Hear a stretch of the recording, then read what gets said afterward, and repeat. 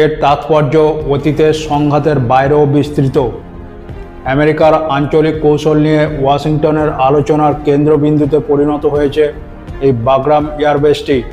Trump বারবার জোর দিয়ে বলেছেন যে বাগরাম শুধুমাত্র আফগান যুদ্ধের একটি নিদর্শন নয়, এর বিস্তৃত রানওয়ে, উন্নত চিকিৎসা সুবিধে এবং কমান্ড সেন্টারের কারণে ঘাঁটিটি এই অঞ্চলে অতুলনীয় লজিস্টিক এবং কৌশলগত সুবিধা প্রদান করে। প্রশাসনের জন্য বাগরাম নিয়ন্ত্রণ মধ্য এশিয়ায় আমেরিকার শক্তি প্রদর্শনের জন্য একটি লেভারেজ, দ্রুত প্রতিক্রিয়া ক্ষমতা এবং একটি প্ল্যাটফর্ম প্রদান করে।